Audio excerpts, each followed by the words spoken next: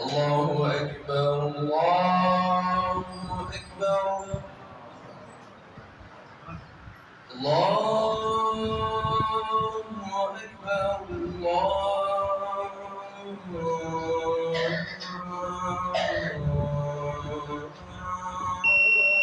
الله أكبر. أشهد أن لا إله إلا الله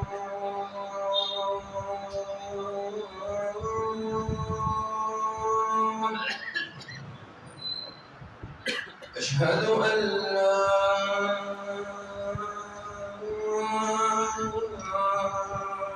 إله إلا الله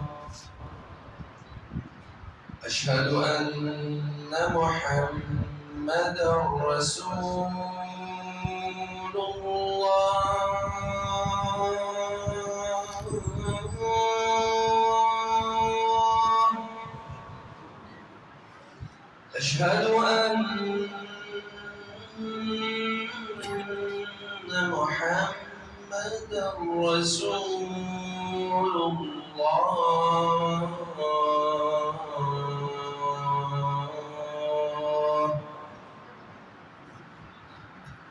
حي على الصلاة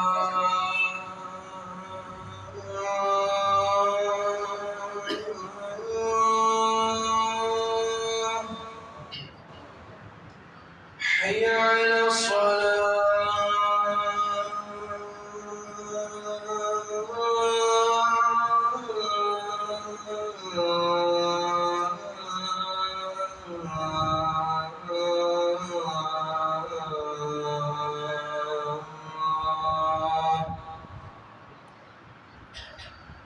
حي على الفلاح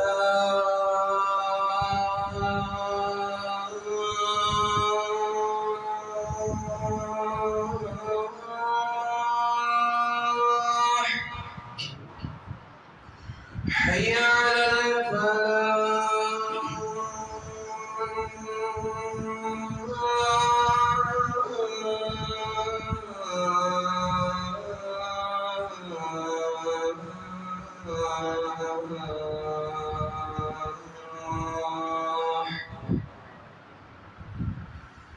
الله أكبر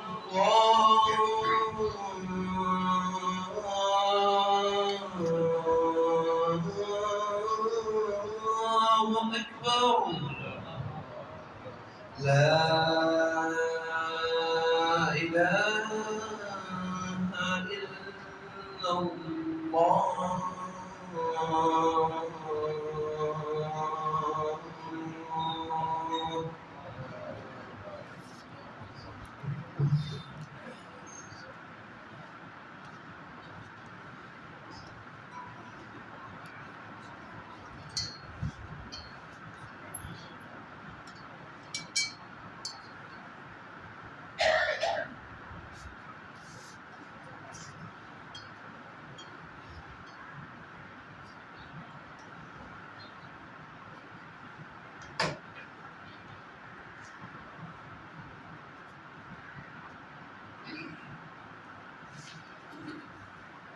إن الحمد لله نحمده ونستعينه ونستغفره ونعوذ بالله من شرور أنفسنا ومن سيئات أعمالنا من يهده الله فلا مضل له ومن يضلله فلا هادي له وأشهد أن لا إله إلا الله وحده لا شريك له وأشهد أن محمدًا عبده ورسوله أما بعد فإن خير الحديث كتاب الله وخير الهدي هدي محمد صلى الله عليه وسلم وشر الأمور محدثاتها وكل محدثة بدعة وكل بدعة ضلالة وكل ضلالة في في النار. أعوذ بالله السميع العليم من الشيطان الرجيم. بسم الله الرحمن الرحيم. قاف والقرآن المجيد بل عجبوا أن جاءهم منذر منهم فقال الكافرون هذا شيء عجيب أإذا متنا وكنا ترابا ذلك رجع بعيد قد علمنا ما تنقص الأرض منهم وعندنا كتاب حفيظ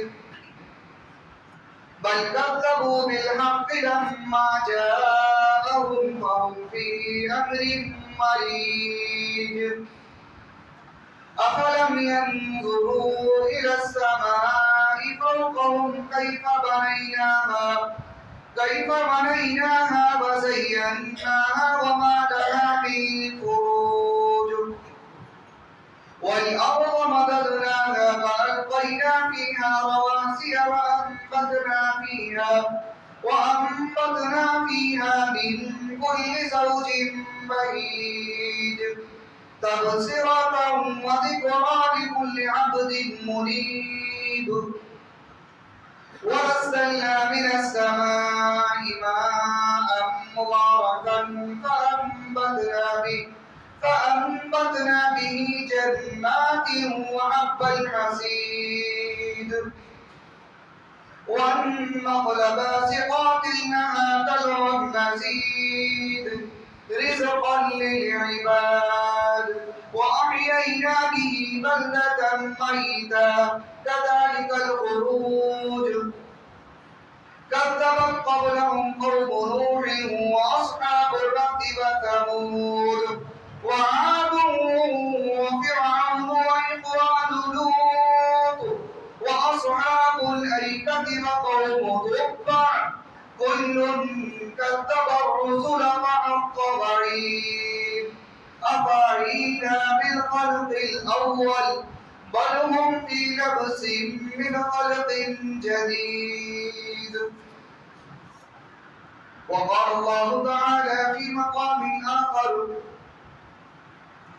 إن الله اشترى من المؤمنين أنفسهم وأموالهم بأن لهم الجنة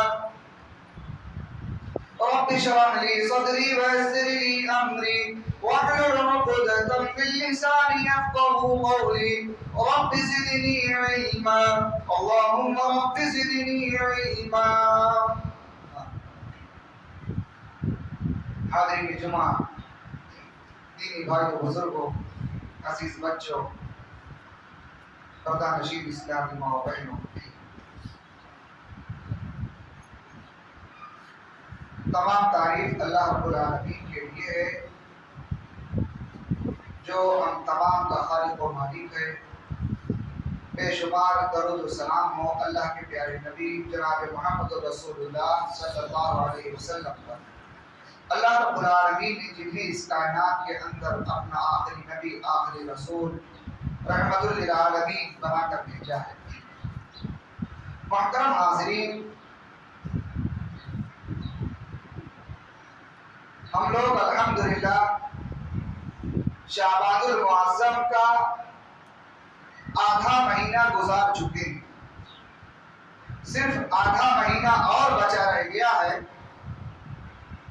اللہ رب العالمین سے دعا ہے کہ بار الہ ہم تمام کو رمضان المبارک کا بابرکت مہینہ عطا فرمائے. آمین.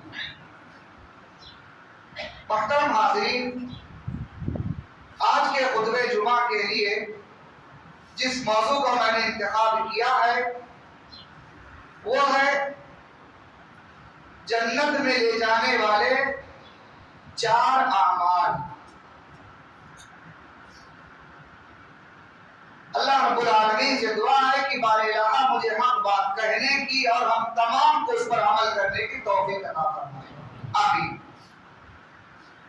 ہم اور آپ اس دنیا کے اندر جو بھی عبادت کر رہے ہیں، ہر مسلمان جو اللہ رب العالمین پر ایمان رکھتا ہے، پیارے مصطفیٰ جناب محمد رسول اللہ صلی اللہ علیہ وسلم کو اپنا رہبر اور رہنما امام مانتا ہے، پیارے نبی کے احکامات پر عمل کرتا ہے، ہر مسلمان کی چاہت یہ ہوتی ہے کہ میں جو بھی عمل کر رہا ہوں اللہ رب العالمین کے ہاں میرا عمل قبول ہو جائے۔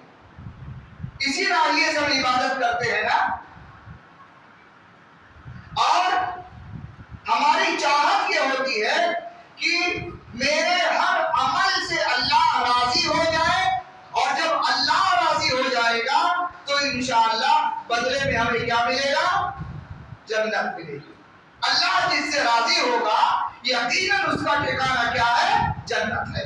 اور اللہ جس سے ناراض ہوگا، اللہ جس پر خفا ہوگا، اللہ رب العالمین جس کے اعمال کو قبول نہیں کرے گا، اس کے لیے کیا ہے؟ جہنم ہے۔ پیارے نبی جناب محمد رسول اللہ صلی اللہ علیہ وسلم نے فرمایا کہ اللہ رب العالمین نے مجھے دنیا کے اندر بشیر و نذیر بنا کر بھیجا ہے، یعنی خوشخبری سنانے والا اور اللہ کے عذاب سے ڈرانے والا اللہ رب العالمین نے مجھے بنا کر کے بھیجا ہے۔ یہی جو کام پیارے نبی کا تھا۔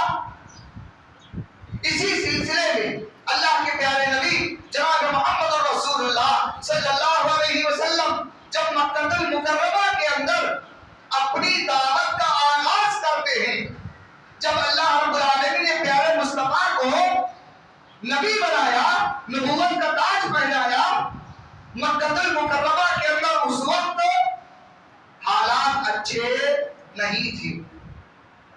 اللہ کا وہ گھر جسے بیت اللہ کہا جاتا ہے، خانہ کعبہ کہا جاتا ہے، بتوں سے بھرا پڑا تھا، جبکہ حضرت ابراہیم علیہ السلام نے اور ان کے بیٹے اسماعیل نے مل کر کے اس لیے بنایا تھا تاکہ یہ توحید کا مرکز ہو، لوگ یہاں پر اللہ کی عبادت کریں اور اللہ کے سامنے سر پر سجود ہو، اپنی مرادیں اپنی فریادیں اللہ کے سامنے رکھے۔ لیکن کفار مکہ نے اسی گھر کو جو توحید کا مرکز تھا اسے کیا کیا تھا؟ بتوں کا مسکن بنا دیا تھا۔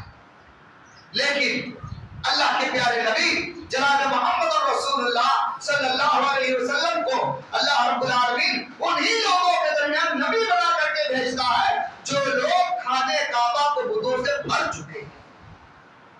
آپ اندازہ کیجئے حالات کتنے مشکل رہے ہوں گے کہ خانہ کعبہ کو بتوں سے صاف کرنا، مگر پیارے مصطفیٰ جناب محمد رسول اللہ صلی اللہ علیہ وسلم نے مکہ کے اندر اپنی دعوت کا آغاز کیا۔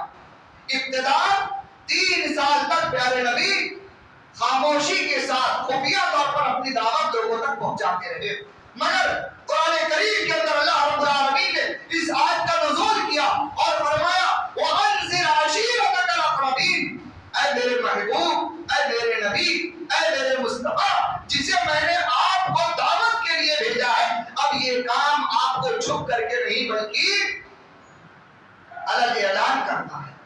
قرآن کریم کی یہ آیت نازل ہوتی ہے وَأَنذِرْ عَشِيرَتَكَ الْأَقْرَبِينَ۔ اللہ کے پیارے نبی جناب محمد رسول اللہ صلی اللہ علیہ وسلم اپنے گھر سے نکلتے ہیں اور کہاں جاتے ہیں؟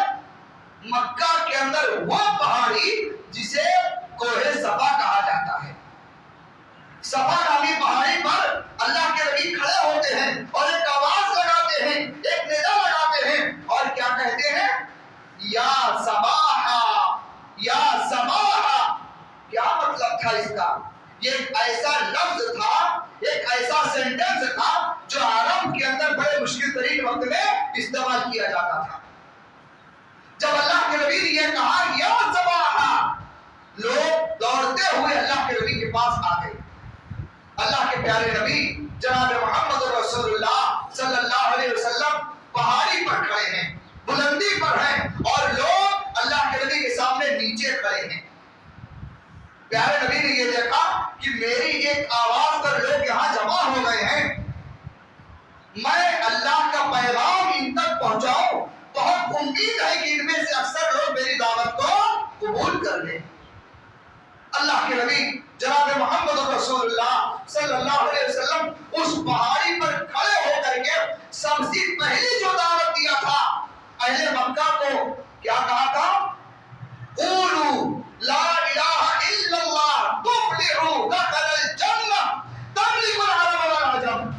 اے لوگو صرف لا الہ الا اللہ کہہ لو، کامیاب ہو جاؤ گے. اللہ تمہیں عرب و عجم کا بادشاہ بنا دے گا. صرف اتنا قبول کر لو لا الہ الا اللہ. اس لا الہ الا اللہ کا مطلب اہل عرب ہم سے بہتر جانتے تھے، ان کی زبان تھی، وہ اس کو اچھی طرح سمجھتے تھے اس کا مطلب کیا ہوتا ہے. یعنی سارے معبودوں کا انکار کر دو اور صرف ایک اللہ وحدہ لا شریک کو اپنا رب بنا لو. آپ بتائیے جس کی زندگی 360 بتوں کی عبادت میں گزری ہو، اس سے زیادہ تو جنہوں نے اپنا معبود بنایا ہو ایک بارگی چھوڑنا ان کے لیے آسان ہوگا؟ یہ علل اعلان پہلی مرتبہ اللہ کے نبی صلی اللہ علیہ وسلم نے اپنی دعوت کا آغاز کیا. ابھی پیارے مصطفیٰ نے یہ کہا ہی تھا قولوا لا الہ الا اللہ تفلحوا دخل الجنہ تملک العرب والعجم. لوگو لا الہ الا اللہ اس دعوت کو قبول کر لو، اللہ تمہیں کامیاب کر دے گا. اس سے زیادہ پیارے نبی نے کچھ نہیں کہا. سارا مجمع آپ کے سامنے خاموشی کے ساتھ کھڑا ہے. لوگ سمجھ نہیں پا رہے ہیں یہ محمد صلی اللہ علیہ وسلم جنہیں ہم صادق اور امین کہتے ہیں، جنہیں ہم نے یہ لقب دیا ہے کہ آپ سے زیادہ سچا مکہ کے اندر کوئی دوسرا نہیں ہے، اور آپ سے بڑا امانت دار بھی مکہ کے اندر کوئی دوسرا نہیں ہے. اور آج یہ کیا کہہ رہے ہیں ہم سے؟ پیارے نبی نے صرف اتنا ہی کہا تھا. سارا مجمع خاموش، کوئی زبان نہیں کھول رہا ہے، مگر ایک بدبخت آگے بڑھتا ہے اور پیارے نبی کو کیا کہتا ہے؟ تبت لک سائر اليوم یا محمد صلی اللہ علیہ وسلم. میرے بھائی، کوئی آپ کو برائی سے روکتا ہو، کوئی آپ کو اچھائی کی طرف بلاتا ہو، کوئی آپ کا خیر خواہ ہو، تو کوئی یہ چاہتا ہو کہ آپ نقصان میں نہ جائیں، آپ کسی مشکل میں نہ گرفتار ہو جائیں، وہ آپ کے ساتھ بھلائی کرے اور بدلے میں آپ اسے گالیاں دے، برا بھلا کہیں. بتائیے سننے والے کے دل پر کیا اثر کرے گا؟ لیکن اللہ رب العالمین نے پیارے نبی جناب محمد رسول اللہ صلی اللہ علیہ وسلم کو اس کائنات کے اندر کیا بنا کر بھیجا تھا؟ رحمت للعالمین بنا کر بھیجا تھا. پیارے مصطفیٰ تو رحمت بن کر کے آئے تھے. آپ انسانوں کے لیے نہیں بلکہ جانوروں کے لیے بھی رحمت تھے آپ تو. پیارے نبی خاموش رہے، اللہ کے نبی نے کوئی جواب نہیں دیا. لیکن اس بدبخت نے کیا کہا؟ تبت لک سائر اليوم یا محمد صلی اللہ علیہ وسلم. پیارے نبی کو بددعا دیا اس نے اور کہا اے محمد تمہارے لیے پورا دن ہلاکت و بربادی ہو. اللہ اکبر. یاد رکھیے گا میرے بھائی، کہیں بھی جب اللہ کے نبی کا پیغام آ جائے، اللہ کا احکام آ جائے، صحیح روایتیں آ جائیں، ایک مسلمان کا فرض یہ بنتا ہے کہ وہ ان تمام کے سامنے اپنی پیشانی کو جھکا دے، اس پر اعتراض نہ کرے، اس کا دل قبول کرے یا نہ کرے، لیکن خاموشی اختیار کرنا چاہیے، بدلے میں کوئی جواب نہیں دینا چاہیے.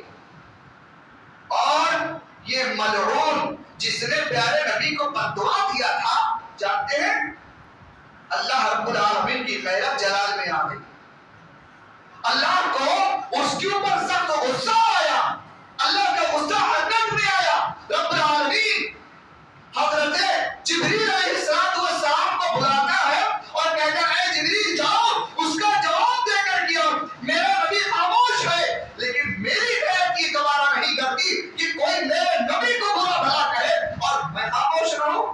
چنانچہ اللہ رب العالمین نے فوراً قرآن کریم کے اندر ایک سورت ہی پوری نازل کر دیا جس کے اندر اللہ نے اس بدبخت کا ملعون کا اللہ نے جواب دیا. کون تھا یہ؟ کوئی غیر تھا؟ نہیں. کون تھا؟ پیارے نبی کا سگا چچا تھا. اگر آپ کو برائی سے روکنے والا اپنا قریبی ہو جو آپ کا خیر خواہ ہو اور آپ اسی کو برا بھلا کہیں گے، یقیناً اگر باہر کے لوگ مخالفت کریں تو انسان سمجھتا ہے کہ لوگ مجھے جانتے ہیں اس لیے میری مخالفت کر رہے ہیں، لیکن قریب کے لوگ اگر مخالفت کریں تو انسان کا دل زیادہ ٹوٹتا ہے. اللہ نے جواب اتار دیا. قرآن کریم میں وہ سورت نازل ہو گئی. تیسرے پارے کے اندر ایک سورہ ہے جسے ہم عوام بلکہ ہمارے چھوٹے چھوٹے بچے بھی اسے زبانی یاد کیے رہتے ہیں. سورہ کا نام سورہ لہب ہے. قرآن کریم کے اندر نازل ہوتی ہے. تبت یدا ابی لہب، اللہ نے کہا جواب دے دو اس کا کہ ابو لہب کے دونوں ہاتھ ٹوٹ گئے. یہ ابو لہب ہی تھا جس نے اللہ کے نبی کو یہ کہا تھا تبت لک سائر الیوم یا محمد صلی اللہ علیہ وسلم. پیارے مصطفیٰ کو جس نے بدعا دیا تھا وہ ابو لہب تھا اور اللہ کے نبی کا سگا چچا بھی تھا. اللہ نے جواب دے دیا. کہا جاؤ جو میرے نبی کو جواب دے گا، جو میرے نبی کو پلٹ کر کے اس طرح کی بات کرے گا، اسے دنیا کے اندر کبھی چین و سکون نہیں مل سکتا. اللہ نے جواب دیا تبت یدا ابی لہب، ابو لہب کے دونوں ہاتھ ٹوٹ گئے. ما اغنی عنہ مالہ وما کسب، اللہ نے بڑا مال بھی دیا تھا اسے، بڑی دولت تھی اس کے پاس. جب انسان کے پاس دولت ہوتی ہے تو انسان یہ سمجھتا ہے بڑا روپیہ پیسہ میرے پاس ہے، میں جو چاہوں سو کر سکتا ہوں. اس کے دماغ میں بھی یہی خیال تھا، لیکن اللہ نے فرمایا ما اغنی عنہ مالہ وما کسب، اور نہ اس کا مال، نہ اس کی کمائی، نہ اس کا عہدہ اسے کوئی کام نہیں آیا. میرے محترم بتانے کا مقصد یہ ہے کہ جب جہاں پر بھی اللہ کے پیارے نبی جناب محمد رسول اللہ صلی اللہ علیہ وسلم کا صحیح پیغام آ جائے، صحیح فرمان آ جائے، ایک مسلمان کو چاہیے کہ وہاں پر وہ اپنے آپ کو اس کے سامنے جھکا دے. جانتے ہیں میرے محترم رمضان مبارک قریب ہے. ہم آپ یہ چاہتے ہیں کہ رمضان کی خیر و برکات اللہ ہمیں اور آپ کو خوب عطا کرے. ہر مسلمان یہ چاہتا ہے. اللہ سے دعا کریں کہ رمضان کے اندر ہمیں زیادہ سے زیادہ عبادات کرنے کی توفیق عطا فرمائے. آمین. اللہ کے پیارے نبی جناب محمد رسول اللہ صلی اللہ علیہ وسلم نے فرمایا، صحابہ اکرام کو نصیحت کرتے ہوئے کہا میرے صحابہ اگر جنت میں داخل ہونا چاہتے ہو نا، یہ 4 کام کر لو، اللہ تمہیں بڑی آسانی کے ساتھ جنت میں داخل کر دے گا. 4 کام کوئی بڑے مشکل کام اللہ کے نبی نہیں بتائے. یہ روایت صحیح بخاری کے اندر بھی موجود ہے، صحیح مسلم کے اندر بھی موجود ہے، متفق علیہ روایت ہے. اللہ کے نبی نے فرمایا سنو میرے صحابہ، افشوا السلام واطعموا الطعام وصلوا الارحام صلوا باللیل والناس نیام تدخلوا الجنۃ بالسلام. اللہ کے نبی نے فرمایا میرے صحابہ یہ 4 کام کرو، اللہ تمہیں آسانی کے ساتھ جنت میں داخل کر دے گا. ان 4 میں سے پہلا کام کیا اللہ کے نبی نے بتایا؟ پیارے نبی نے فرمایا افشوا السلام. اے میرے صحابہ تم آپس میں سلام کو ایک دوسرے سے خوب رواج کرو، یعنی سلام کو عام کرو. جب بھی کسی مسلمان سے ملاقات کرو تو کیا کہو؟ السلام علیکم. آج ہمارے یہاں حالات کیسے ہیں؟ ہم پہچان کر کے سلام کرتے ہیں. ہمارا کوئی دوست ہے، کوئی قریبی ہے، کوئی رشتہ دار ہے، ہم پہچانتے ہیں تو سلام کرتے ہیں، ورنہ اکثریت کیا ہے یوں ہی گزر جاتی ہے. اور آج تو حالات ایسے بنے ہوئے میرے بھائی، زیادہ تر لوگ سلام کرنا اپنے لیے معیوب سمجھتے ہیں اور جواب دینے میں فخر محسوس کرتے ہیں. میں یہاں سے آ رہا ہوں، آپ سامنے سے آ رہے، میں آپ کو دیکھ رہا ہوں، آپ مجھے دیکھ رہے ہیں، میں یہ چاہتا ہوں کہ آپ مجھے سلام کریں اور آپ یہ چاہتے ہیں کہ میں آپ کو سلام کروں. نتیجہ کیا ہوتا ہے؟ دونوں ایک دوسرے کو دیکھتے ہوئے آگے گزر جاتے ہیں. نہ آپ نے مجھے سلام کیا اور نہ میں نے آپ کو سلام کیا، دونوں ایک دوسرے سے بغیر سلام کے یوں ہی گزرتے ہیں. جانتے ہیں سلام میں پہل کرنے والا شخص اللہ تعالیٰ کے ہاں نیکیوں کا زیادہ مستحق ہوتا ہے، وہ زیادہ جو سلام کا مستحق ہوتا ہے. صحابہ کے حالات ایسے تھے کہ اگر وہ راستے سے گزر رہے ہیں، کوئی درخت حائل ہو گیا، کوئی دیوار حائل ہو گئی بیچ میں، واپس ملاقات ہوئی، پھر وہ کہتے ہیں السلام علیکم. لیکن آج سلام کرنے کا بھی بڑا عجیب انداز ہے. لوگوں نے الفاظ کو بھی رد و بدل کر دیا. سلام کا صحیح طریقہ کیا ہے؟ السلام علیکم ورحمۃ اللہ وبرکاتہ. پورا سلام یہی ہے. لیکن آج لوگ اتنی جلدی بولتے ہیں, کیا کہتے ہیں؟ السلام علیکم, السلام علیکم. یہ السلام علیکم یہ صحیح سلام نہیں ہے, بلکہ سلام کے صحیح الفاظ کیا ہے؟ السلام علیکم ورحمۃ اللہ وبرکاتہ. یہ استعمال ہونے چاہیے. ورنہ آج ہم نے بڑوں کو بھی دیکھا, بچوں کو بھی دیکھا, لوگ اتنی جلدی میں ہوتے کہ صحیح ڈھنگ سے سلام بھی نہیں کرتے. لہذا ہم میں سے ہر شخص کو چاہیے اس پہلی صفت کو اپنے اندر داخل کرے. کوئی بھی ہو, آپ اسے پہچانتے ہیں نہیں پہچانتے, اگر مسلمان ہے آپ کو لگتا ہے چہرے سے یہ آدمی مسلمان ہے, آپ آگے بڑھ کر کے سلام کیجیے, انشاءاللہ آپ زیادہ نیکیوں کے مستحق ہوں گے. اور جانتے ہیں پیارے مصطفیٰ جناب محمد رسول اللہ صلی اللہ علیہ وسلم اس کائنات کے اندر انسانوں میں سب سے افضل ترین انسان ہے. انبیاء میں سب سے اونچا مقام آپ کا ہے. لیکن اللہ کے نبی کے حالات ایسے تھے, جب آپ راستے سے گزرتے اگر بچے بھی آپ کو مل جاتے تو اللہ کے نبی انہیں بھی سلام کیا کرتے تھے. اللہ کے نبی کا معمول تو یہ تھا کہ پیارے مصطفیٰ بچوں کو بھی سلام کرتے تھے. لیکن آج ہم بڑوں کو بھی سلام کرنے میں شرم محسوس کرتے ہیں. یہ چیز نہیں ہونی چاہیے. دوسری چیز جو اللہ کے نبی نے فرمایا, پیارے نبی نے کیا کہا؟ افشوا السلام واطعموا الطعام. میرے صحابہ اگر جنت میں داخل ہونا چاہتے ہو تو کیا کرو؟ واطعموا الطعام, لوگوں کو کھانا کھلاؤ. کھانا کھلانے کا کیا مطلب ہے؟ اللہ کے نبی صلی اللہ علیہ وسلم نے کہا کھانا کھلاؤ. بڑا وسیع مفہوم ہے اس کا. ایک چیز تو یہ ہے کہ اگر تم یہ چاہتے ہو کہ تمہارا خاندان, تمہارے رشتے دار تم سے جڑ کر کے رہے تو کبھی کبھی ان کی دعوت کر لیا کرو. لوگوں کو اپنے یہاں بلا لیا کرو. آپ کے خالو ہیں, ماموں ہیں, دادا ہیں, نانا ہیں, جو بھی ہیں, دور کے رشتے دار, نزدیک کے رشتے دار. آج لوگ کب جمع کرتے ہیں؟ جب گھر میں کوئی اہتمام ہو, کوئی عقیقہ ہو, کوئی شادی, تو ایک دوسرے کو زیادہ تر لوگ دعوت دیتے ہیں. یہ چیز سنت تو ہے لیکن ہمارے عمل سے بہت دور ہے. اللہ کے نبی نے فرمایا اگر جنت میں داخل ہونا چاہتے ہو تو کھانا کھلاؤ. یعنی دوستوں کو, رشتے داروں کو آپس میں جوڑ کر کے رکھو. اللہ نے جو بھی میسر کیا, کوئی ضروری نہیں ہے کہ آپ کو دعوت کرنا بڑا لمبا چوڑا اہتمام کیجیے, ڈیک چڑھوائیے, اس کے بعد لوگوں کو بلائیے. جو آپ کے پاس میسر ہے وہی آپ دسترخوان پہ رکھ دیجیے اور اپنے قریبی لوگوں کو بلا لیجیے, آپ کے ساتھ بیٹھ گئے, انشاءاللہ اللہ اسی میں آپ کے درمیان محبت پیدا کر دے گا. دوسری چیز, ابھی رمضان مبارک ہمارے قریب آنے والا ہے. جانتے ہیں اللہ کے پیارے نبی جناب محمد رسول اللہ صلی اللہ علیہ وسلم نے فرمایا, اے میرے صحابہ سنو, اگر کوئی مسلمان یہ چاہتا ہے کہ اللہ مجھے دوسروں کے بھی روزے کا ثواب عطا کرے تو کیا کرے؟ کسی روزے دار کو اگر ایک گھونٹ پانی پلا دیا, ایک پیالہ دودھ پلا دیا یا کھجور کھلا دیا تو اللہ رب العالمین جتنا روزہ رکھنے والے کو ثواب دے گا اتنا ہی اس کو بھی اجر و ثواب عطا کرے گا.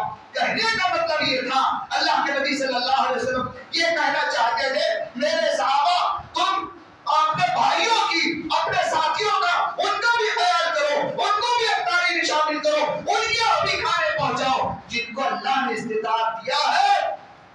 اللہ کے نبی صلی اللہ علیہ وسلم نے یہ پیغام دیا کہ وہاں تک بھی لوگوں کو کھانا پہنچانا چاہیے. آج حالات بڑے خراب ہیں, بہت سارے لوگ غریب, مسکین, بیوہ, یتیم جو ہے در در کی ٹھوکر کھاتے ہیں. میرے بھائی اگر اللہ نے آپ کو نوازا ہے آپ یہ کوشش کریں, اگر آپ کسی غریب کے گھر پہ ایک گولی چاول بھیج دیتے ہیں جس کی قیمت زیادہ سے زیادہ 1500 سے 2000 روپے آئے گی, اس سے زیادہ تو نہیں ہوگی, لیکن اگر آپ نے کسی کو وہ چاول کھلا دیا جس کے بچے کھائیں گے, جو گھر کے لوگ کھائیں گے, کیا ان کے دل سے آپ کے لیے دعائیں نہیں نکلیں گی؟ اور ان کی دعاؤں سے اللہ رب العالمین آپ کو جو اونچا مقام و مرتبہ عطا کرے گا وہ آپ سوچ بھی نہیں سکتے. لہذا رمضان کے مہینے کے اندر غریبوں کا بھی خیال رکھا جائے. تیسری چیز جو اللہ کے نبی نے فرمایا وصل الارحام, اللہ کے نبی نے فرمایا میرے صحابہ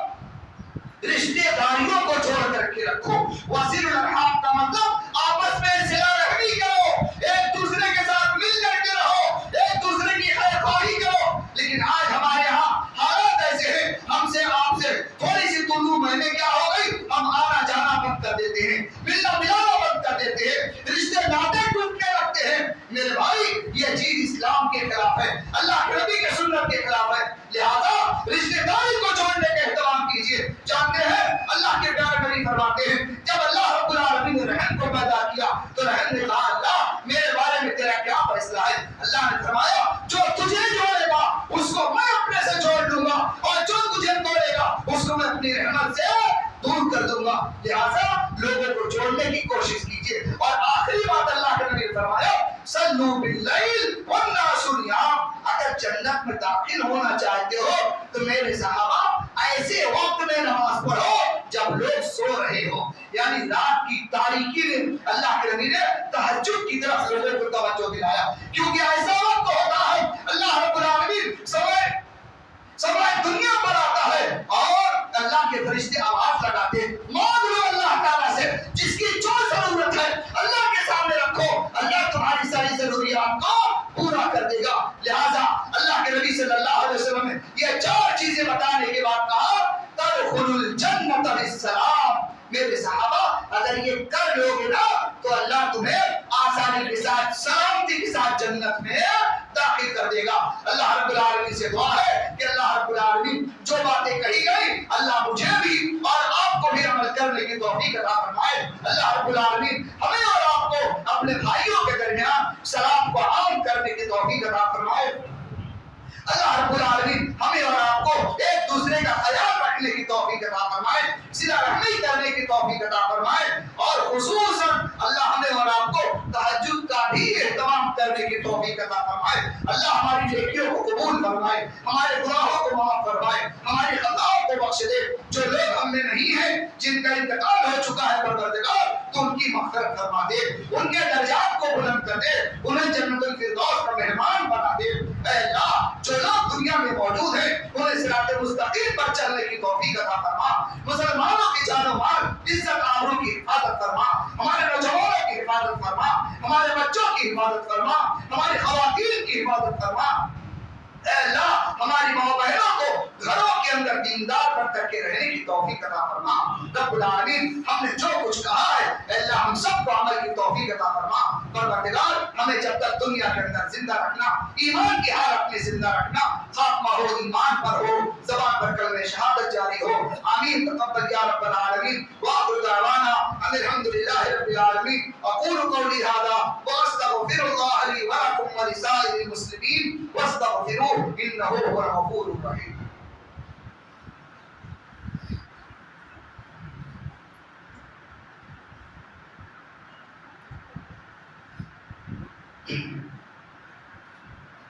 إن الحمد لله نحمده ونستعينه ونستغفره ونعوذ بالله من شرور أنفسنا ومن سيئات أعمالنا. من يهده الله فلا مضل له ومن يضلله فلا هادي له. وأشهد أن لا إله إلا الله وحده لا شريك له وأشهد أن محمدا عبده ورسوله.